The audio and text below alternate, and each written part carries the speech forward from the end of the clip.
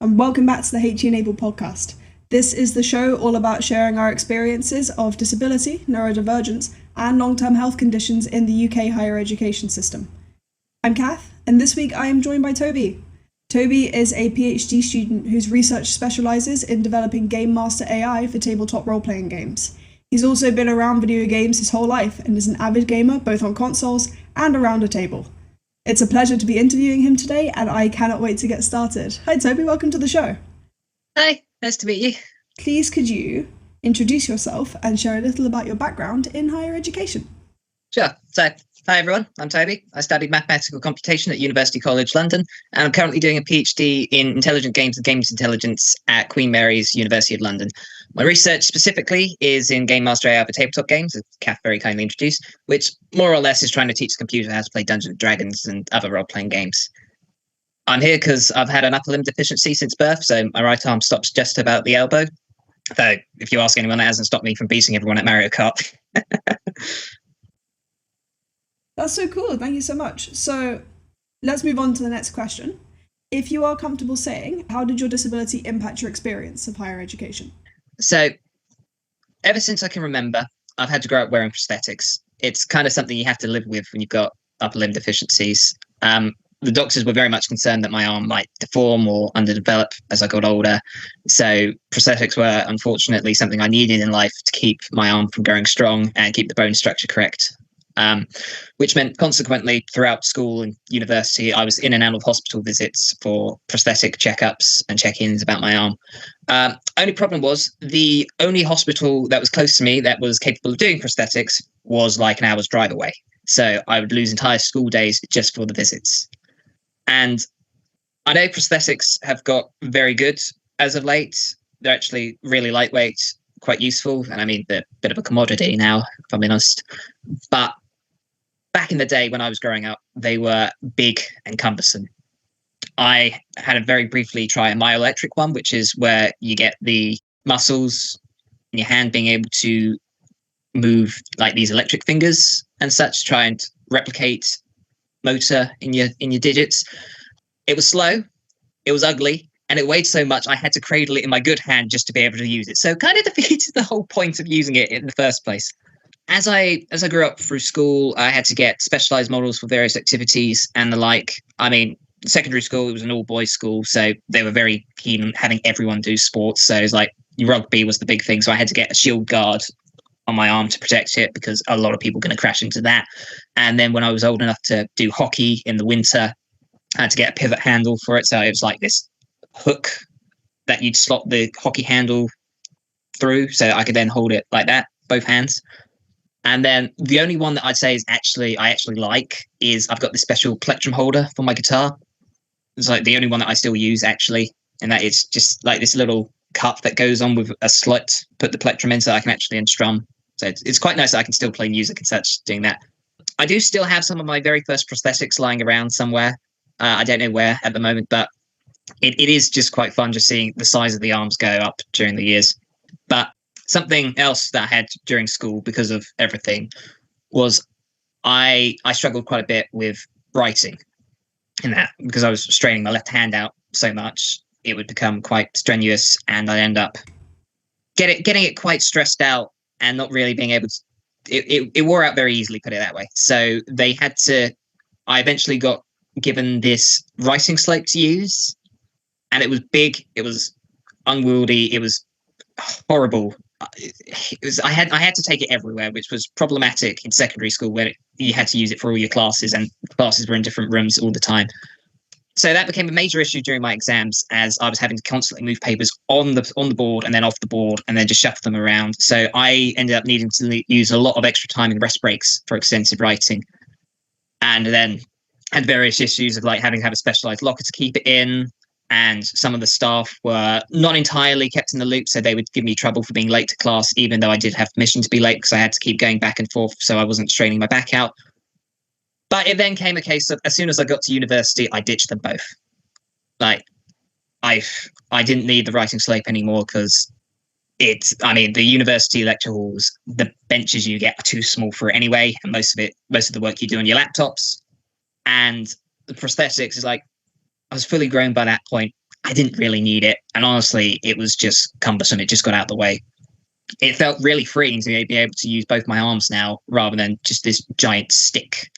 So was it previously? So you've always like kind of used your left hand for writing and stuff like that. But I guess normally you have to use your right hand or your other hand to balance the paper as well. Yeah. So are you having to? I guess you can still do that, but it was more the angle of the writing and like on your back. Yeah. That strain.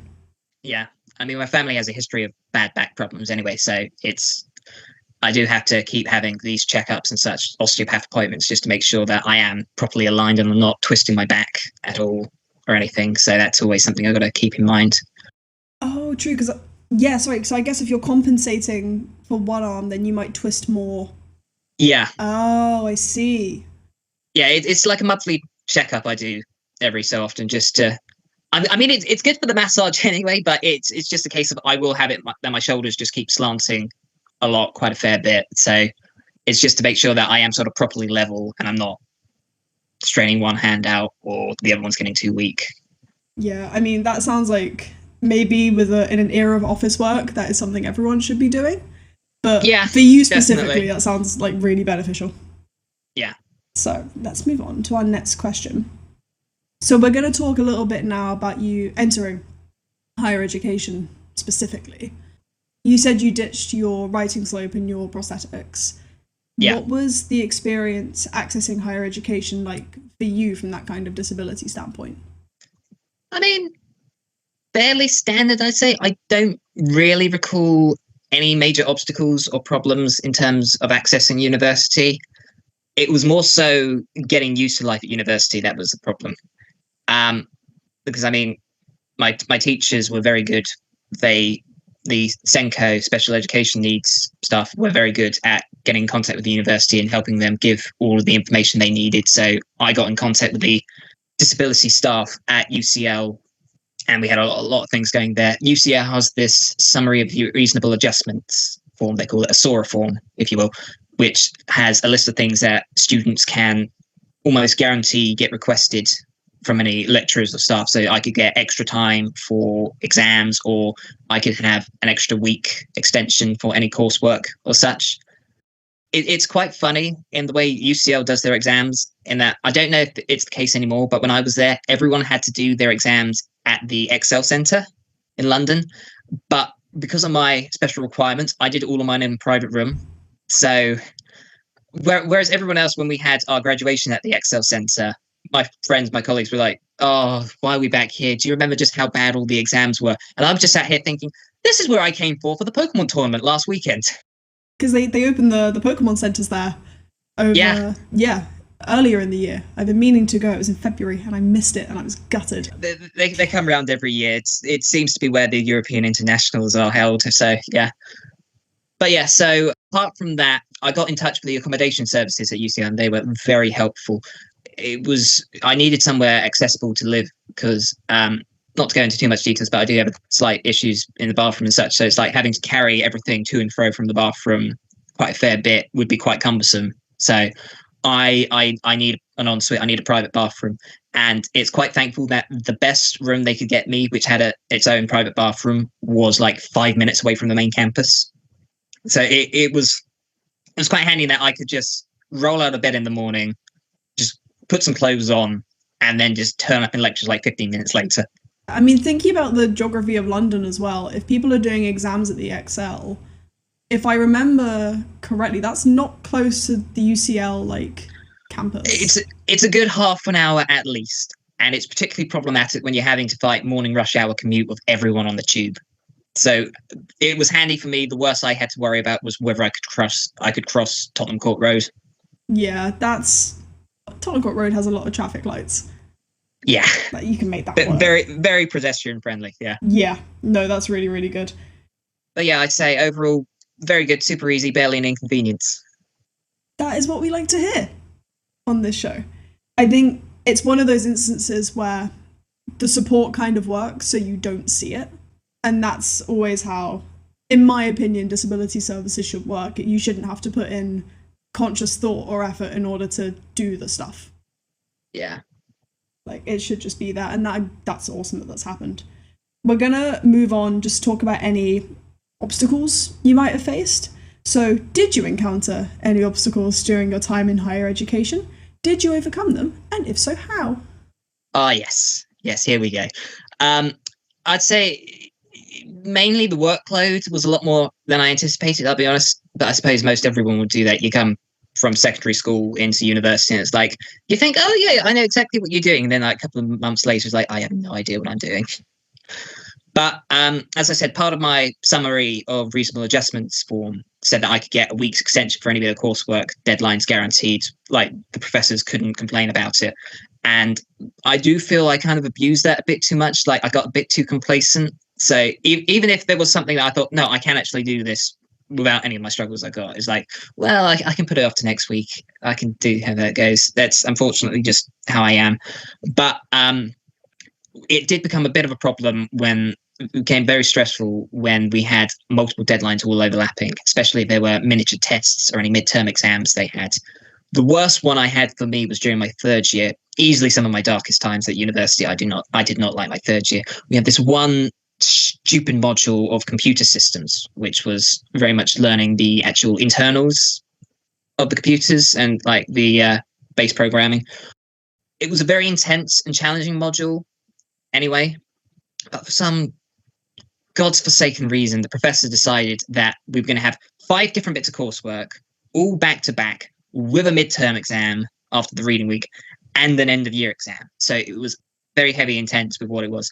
And he flat out said during the first lecture, nobody was allowed extensions for the coursework. So naturally, I kicked up a fuss and complained. He did reel back in the end and said, well, no, you have a SORA form. Okay, yes, I am obliged to give you extensions, so you could do that. Unfortunately, because of the way he had set up the module, it meant that if I wanted an extension for one bit of coursework, I could get it, but I would have to lose time on the next bit of coursework. So if I wanted coursework number 1, I needed an extra week. I would end up only having 1 week for coursework number 2, which then meant that because I was struggling with coursework number 2, I'd need an extension week for that. So I'd lose a week from coursework number 3. And so you can see how this just snowballed out of control of me constantly playing catch up to an ever growing amount of coursework that I was never going to achieve. I was constantly a week behind everyone. And I found that I was having to do the coursework inside other lectures just to catch up because it was that tiring, that exhausting. And my burnout was just so bad. I got to the point I wasn't even bothering with it. I wasn't even doing the bare minimum, which is something I'm not proud of. So it's like I would just like, yeah, just log in, just sign it. I've done 0 work here. I don't care anymore. And I'm annoyed to say it was the only module that I ever failed during my degree. And the worst part is that how UCL works, or at least for me, was that the pass grades you needed minimum was 40%. And for my first year and my second year, your grades would be rounded to the nearest whole number. So if you got, say, 39.5%, they would give you the benefit of the doubt and say, I mean, technically you failed, but it gets to 40%, so we'll let you out just this time. My third year was the first year they decided to move to 2 decimal place. I got 39.58% for that module. So like I was missing 1 point somewhere. And so they said you have to come back and reset the exam during the summer. So I was like, great, I didn't really like it. But the problem with it was that you had to go back and reset this 3-hour exam in the middle of the summer for the middle of a module that I didn't care about for less than 0.5% of a grade. Because if you have to reset an exam, they cap your maximum to the minimum pass grade. So I could only get 40%. So I had to go back and do like several weeks worth of revision for a 3-hour exam for less than 0.5%. And I wasn't allowed to appeal, which was stupid, if you ask me. So I'm just gonna like, obviously you sent me some of your like answers in advance, and yeah. I'm looking through them. Were you on a 4-year degree? Yes, it was an integrated master's. So it was mathematical computation, which is maths and computer science. It's the computer science department that do maths degrees, maths modules as well. So how they said it's like 66% of the computer science degree, 66% of a maths degree. I know that's 1.5 degrees somehow, but it's just the way they do it. It did mean that there were quite some silly rooms that they had to book because I was sharing for maths and computer science. So the computer science would sometimes have lectures in the maths department. The maths department would sometimes have lectures in the chemistry department. And then sometimes, for whatever reason, the maths department would go and rent out a nearby hotel and just use one of their lobby rooms, which is like, okay, yeah, it's the only place you can actually fit it. But you don't have proper benches for anyone. You've just got these sort of bog standard chairs. And so you then have issues of trying to have your notes and your laptop and your pencil case all trying to balance on your knees, which is hard enough trying to do with two hands. But you can see the problems I faced. Not an easy feat to achieve. And then there were also some issues like the timetabling, just because nobody ever talked to each other, and departments were saying, well, we're doing this, so they have to bend the knee to us. So I would have some times where I'd have a whole week where it's like I've got absolutely nothing going on. And then Thursday, I'd have 4 different lectures, 8 hours total in 2 4-hour blocks. So I'd have 9 o'clock start until 1 o'clock, break, 3 o'clock until 7 o'clock. It's like, that's my entire day just sat in class. And that's not going to help anyone's attention span, is it? No. The other thing is that if you're sat on a chair and you don't really have a table, when I was in student voice, I had to do a campaign at one of my unis to actually get tables in our lecture hall. Wow. even for fold over tables on the chairs, because it's just so universally inaccessible. It's almost laughable. Like, I had classmates with pretty serious back problems. Yeah. And I had to record my lectures, so we had to commandeer the front room of the front table in the lecture theatre, which was the only one. Wow. I think it took quite a fight to get them, because the department that owned the building didn't want the chairs in for aesthetic reasons, and because it, quote, wasn't a lecture theatre. But I did all my lectures there, it's odd. But regardless, it is like I never understood why having tables in lecture spaces isn't just a default thing. Yeah. Like, I don't get it. And this is like top universities. Yeah. You think they'd be able to afford that? Yeah, but it's purchase orders and departments and bureaucracy, and it's sometimes paperwork. Yeah, I mean, sometimes things don't get done unless you have a legal precedence for it. Luckily, the Equality Act is a very good legal precedence that can get you a long way, but it's a shame that it has to come to that. Yeah. It is what it is. Yeah, you also had some, like, if you wanted to, you're also welcome to mention your experience, because your 4th year would have been COVID time, right? Class of 2020. Yep, I was the class of 2020. So it was quite fun watching the news as everything came out. It's like, okay, well, it's not going to be that bad. And it's like UCL puts out an announcement saying, nope, we're shutting down the university because it's too unsafe. So it's like, okay, fair enough.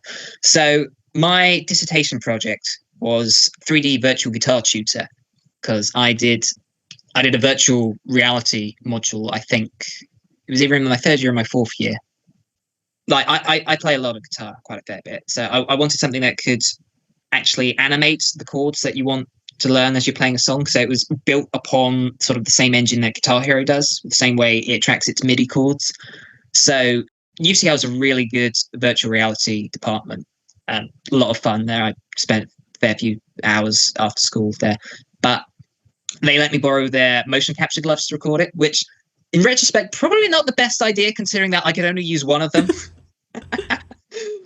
But yeah, so I thought, okay, that's fine. I can record these, I can get these done, and then come back and get some more higher quality animations once I probably know what I'm doing.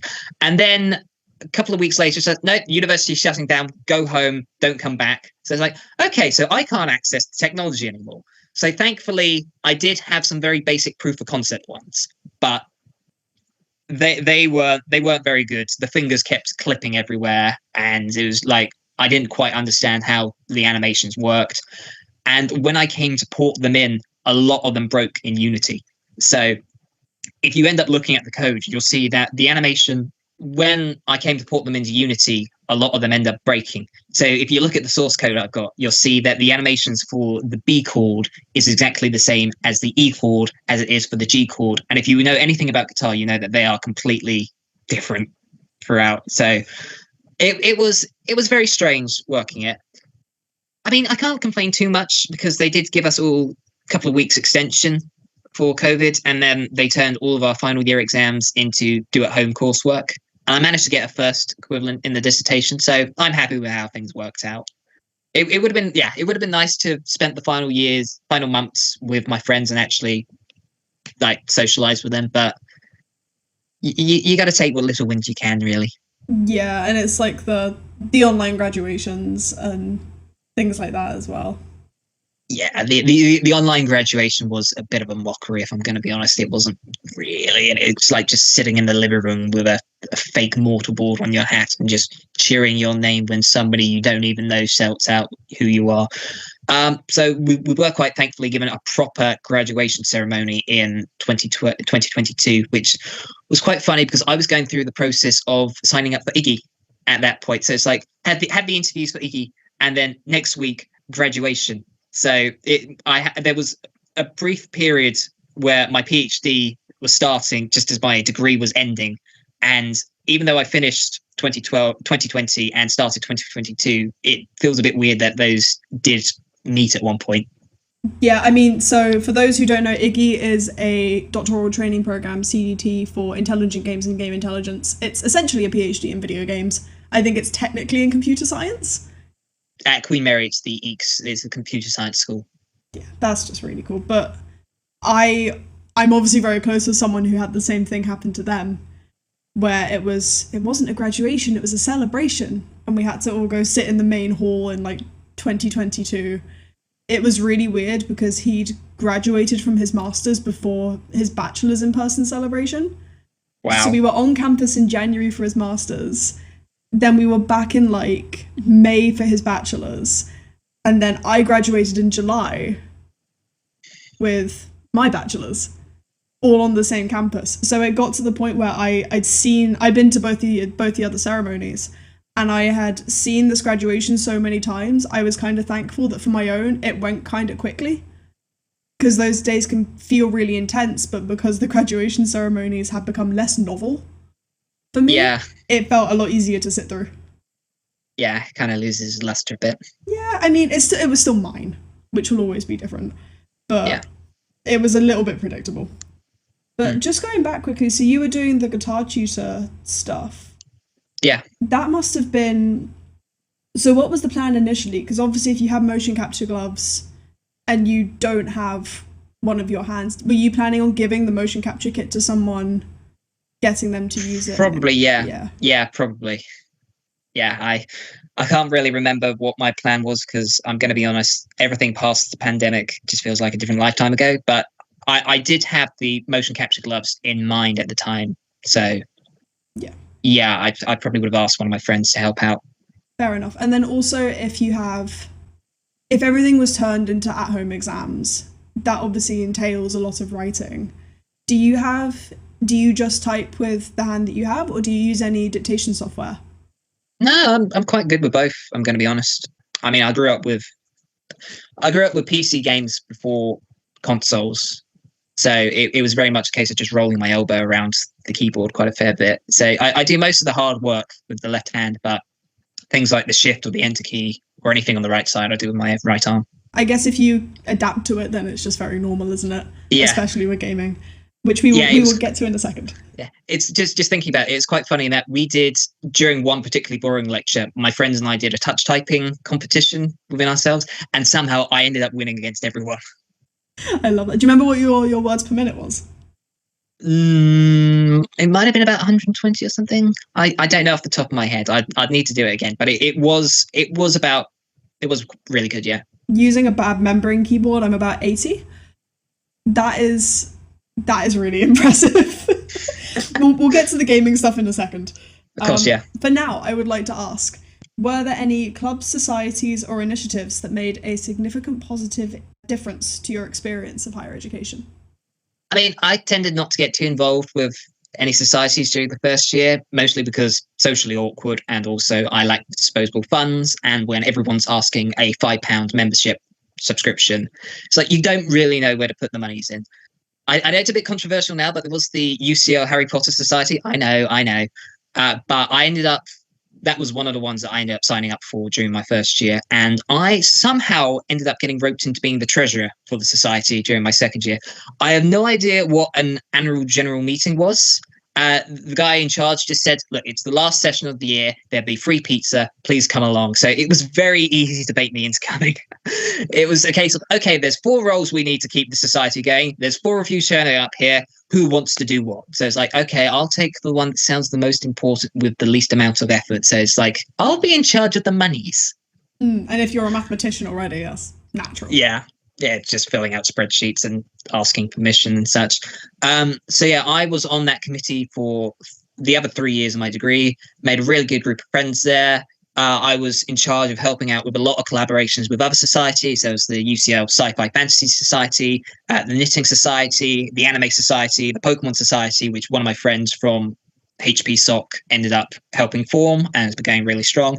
It's quite nice looking back now and seeing that Harry Potter Society is still going strong and they are still hating J.K. Rowling, which is always fun to see. But yeah, those guys have just been like some of my best friends. I'm still in contact with everyone, even though most of us have split across the globe and gone back to our various homes and various countries. I'm going to be honest, I don't think my mental health would have remained intact if it wasn't for those idiots. Yeah. It's just great. We recently just had an event at the weekend, actually. We went to go see Hadestown. Hey! The production. Yeah. One of my friends has seen it 11 times now. Good. It's a great show. Dimitri, I am calling you out on this stream. But no, he's absolutely mad about it. So he said, let's go see it because they got a new Persephone in. So it's like, okay, we'll go see it. It was phenomenal. It was beautiful. Yeah. Had you heard the soundtrack before you gone to see it? I tend to prefer to be completely oblivious to the soundtracks if I can. Like there will be some things where it's like you hear the songs played on the radio, it's like you can't really help it. But I knew the plot because I'm familiar with the original myth of Orpheus and Eurydice, but I didn't know what exactly was going to happen, how exactly it would play out. But it's like I'm a little ashamed to admit when. Spoilers for anyone who doesn't know what happens in Hadestown, of course. But when the ending does happen and he does the thing you know he's going to do, but you really hope he doesn't, I let slip a knee-jerk reaction of, oh, you idiot. And my sister and one of my friends who were there with me, they said they just burst out laughing because it just completely broke the tense moment for them. And they just like, yeah, they just couldn't take it seriously after that anymore. It's like, so I ruined the end of the musical for them in a good way, but yeah. I ruined it for them. Oh, bless them. Yeah, that is a really tense bit of the soundtrack because it is on the Broadway cast recording that I listened to. That is one hell of a moment to break the tension. Yeah. Yeah, I get that. I'm so glad that you found like-minded people. It does help a lot at university. I think sometimes I get people on the show and rightfully they don't necessarily have the ability or want to go out and socialise because they're trying to conserve their health. But I think if you can, community is such an important thing. It's so great to try and get involved. Mm-hmm. Right. Next question. So answer this question however you please. Have you experienced any instances of your disability proving helpful in higher education? Not really. I mean, there's been a few cases where it certainly made life easier, but that's more as a positive unintended consequence rather than as a natural cause.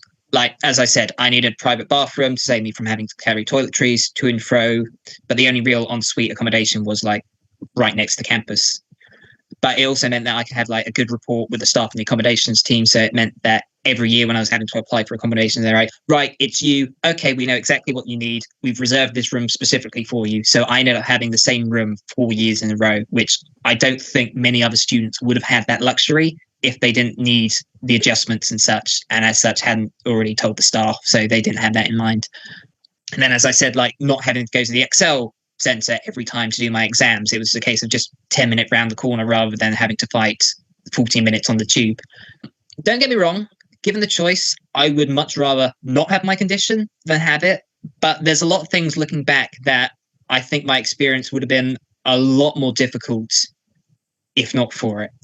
It's kind of strange that you have to live with something like this for so long. It just becomes part of who you are.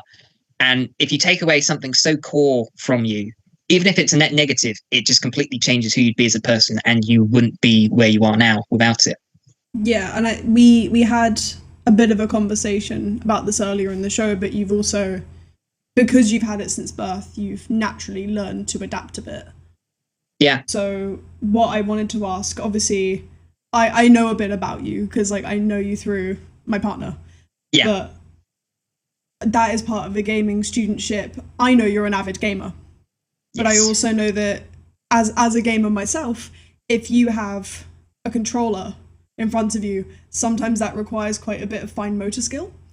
So Yeah. I was wondering, as an avid gamer with a limb difference, with consoles of various accessibility over the past few years, are there any ways that you've been able to make gaming more accessible for yourself?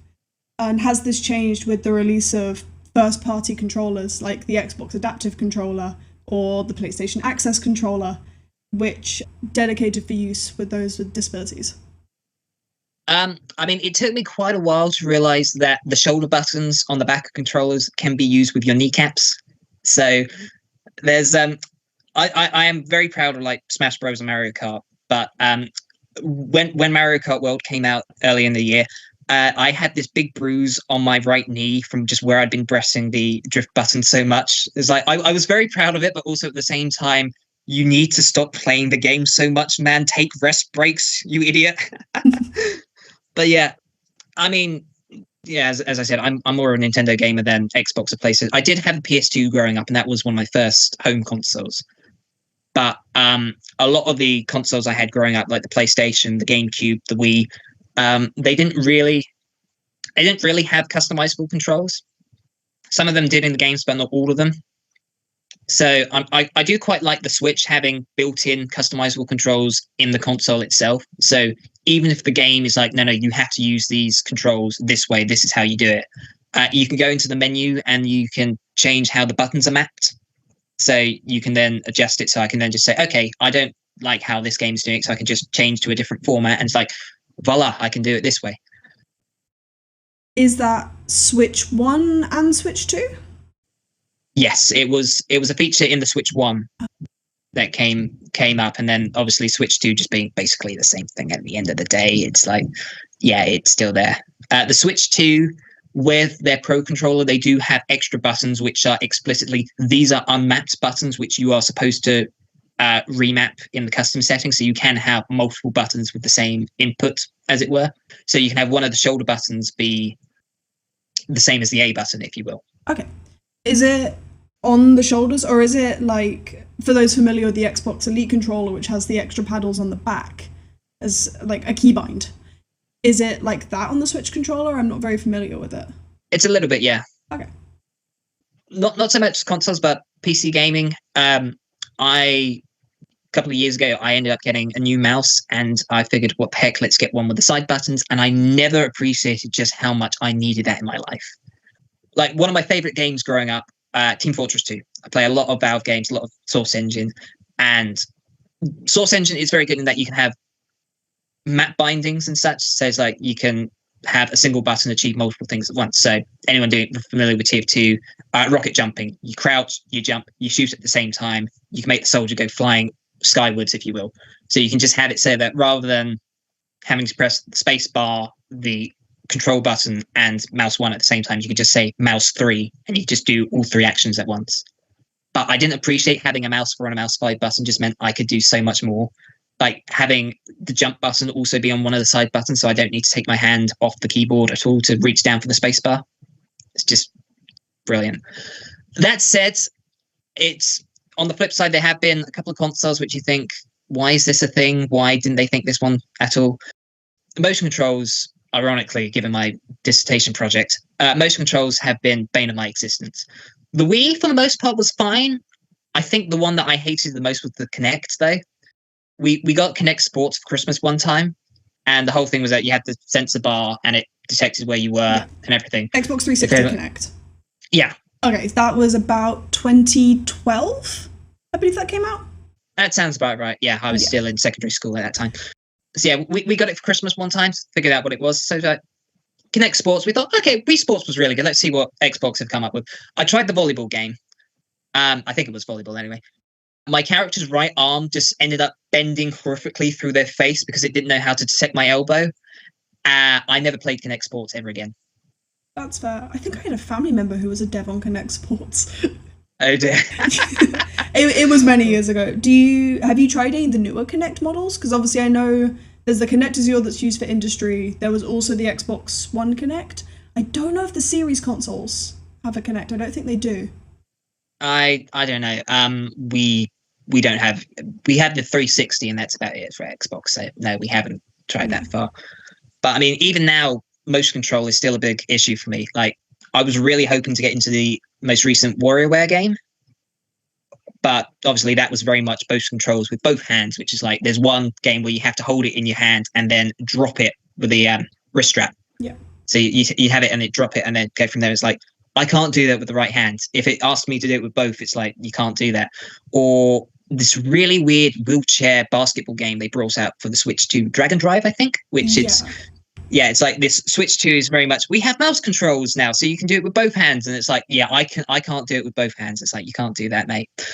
And then virtual reality and such. I know your partner's very big on VR headsets and working in that, so you'll be quite familiar with this. But a lot of the games and such that require two-handed remotes to use, which, obviously poses quite a problem. And I do have this fear about virtual reality and that it's going to take off and it's going to be this really big, exciting thing.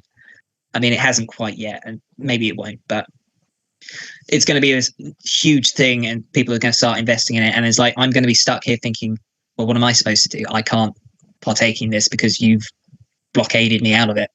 Yeah, it's I know. I don't know about the VR game scene. I know that at least the social VR stuff that I'm familiar with, like the metaverse, I don't use the metaverse, but it's a well-known example, have one-handed modes. At least the one I use VRChat, has a one-handed mode. So you can do things with one hand. Yeah. But it also has inbuilt hand tracking, which with the headset I have, I don't really use. But I believe there are options, and I'm sure if it was something the devs knew about to work on, they would. Because a lot of the VR people I know tend to want to be good for that kind of social action.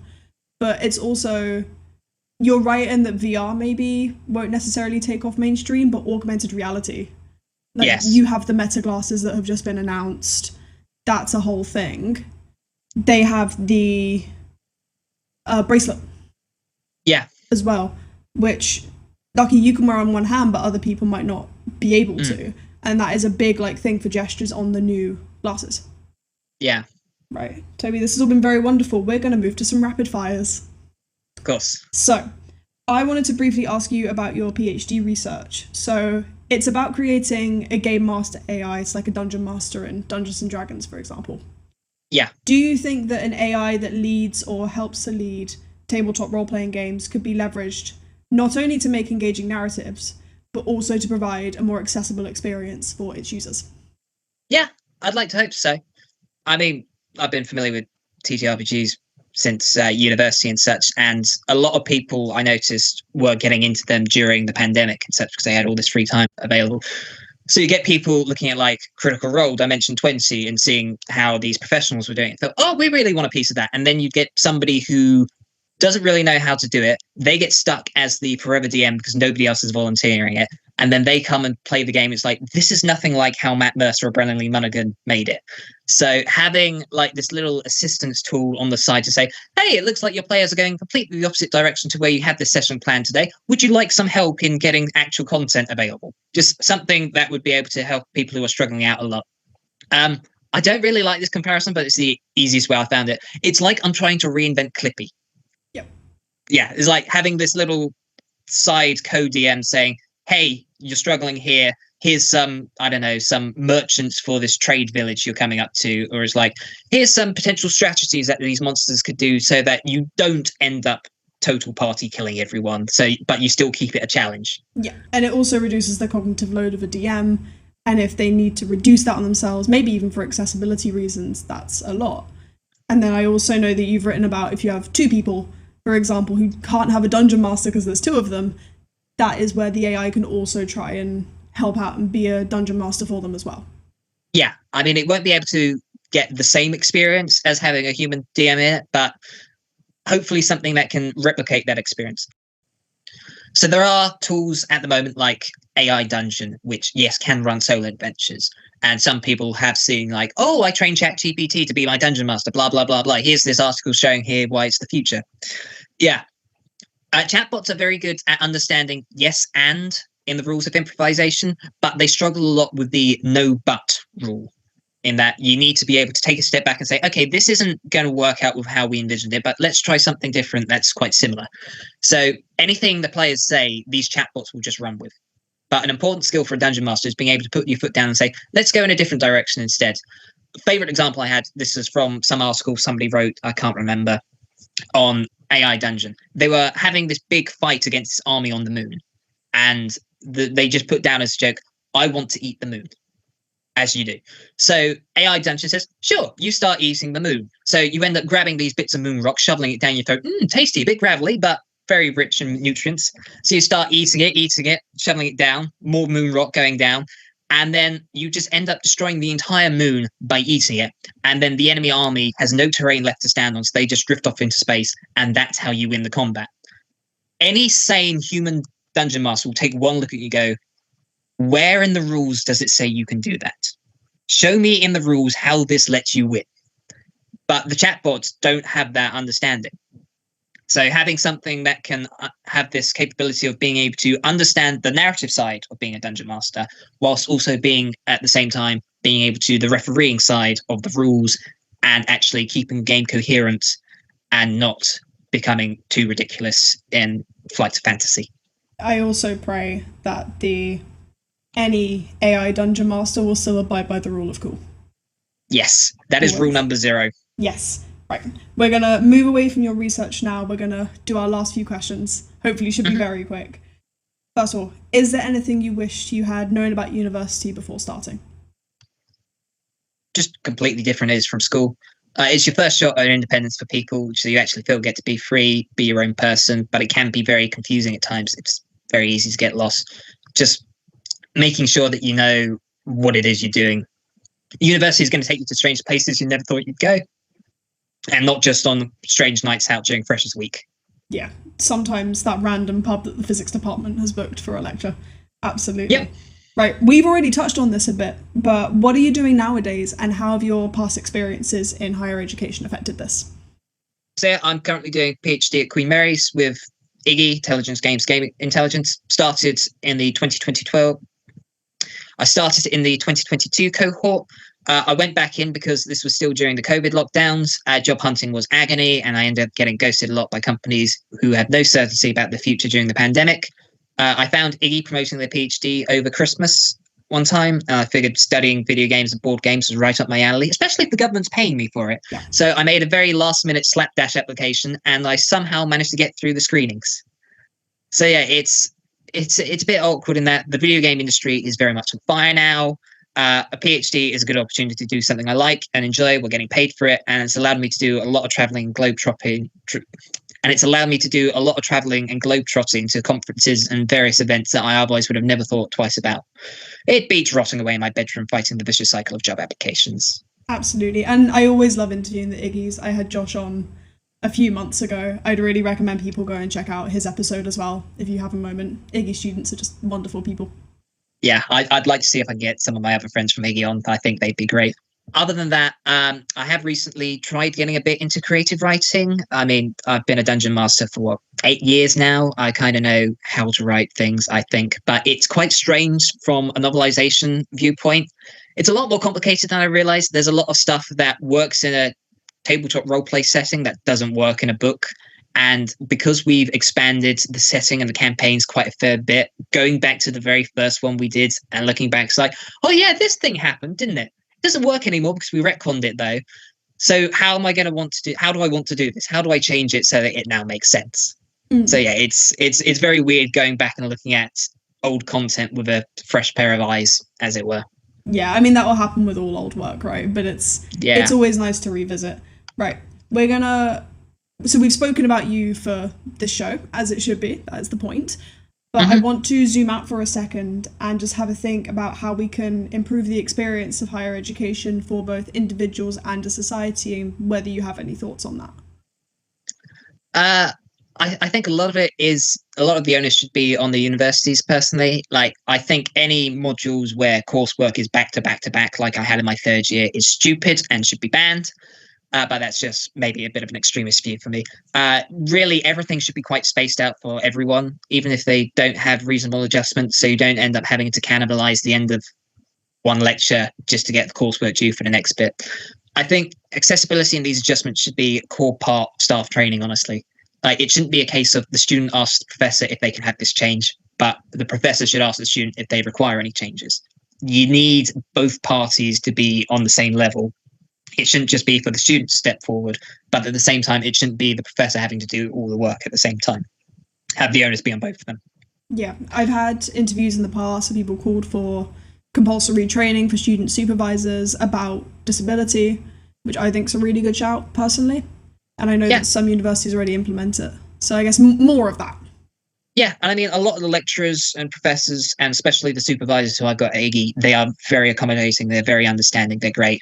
You just get these oddballs who are so stuck in their ways that they don't think about any other options. I can remember in my first year, there was one guy who was very old school, and he'd kick people out for being late. It was just after the clocks had changing the hours, and he kicked people out because his clock was 5 minutes fast.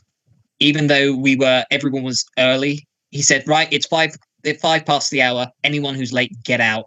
And it's like, but it's still 3 minutes past. We're still early by your time. So, like, I don't know. People are weird sometimes. You can't trust them. Academia is an interesting place, and because it is a place that, like, especially at older institutions or at prestigious institutions, normally very set in their ways, it can lead to things like that, but you just need to inform them, and it's all learning, and sometimes it is training. Right. Yeah. Last question. We've spoken a lot today about your experiences at school and higher education. It's been wonderful. I've really enjoyed having you on. Thank you for having me. It's been a pleasure. If we were to condense this down, what would be one key takeaway you would like listeners to remember from your story? There's always another way in life. It's a lesson I've had to learn very hard since I was young. There's a lot of people when I was young who told me there's a lot of things I could or could not be, and I'd like to think I've proven them wrong. But yeah, just because the most obvious solution doesn't work doesn't mean that there isn't a solution that works for you. You will find somewhere to get it to work, even if you have to think not so much outside the box, but actually get a box to think with in the first place. Schrodinger's thought box. Schrodinger's thought, yes. There we go. Right, Toby, that's the end of the questions. Thank you so much. Thank you very much for having me. It's been a pleasure. Absolutely. I'm going to just do a little bit of closing. So, HE Enabled is the show all about sharing our experiences of disability, neurodivergence, and long-term health conditions in the UK higher education system. If you have a story to share, I don't care if you are support staff, academic students, whether you graduated 30 years ago, don't work in higher education anymore, I'm not bothered. I would still love to hear your story. Please get in touch at henabled@gmail.com. The email is also in the description for the show. Toby, thank you so much. Thank you. Cheers.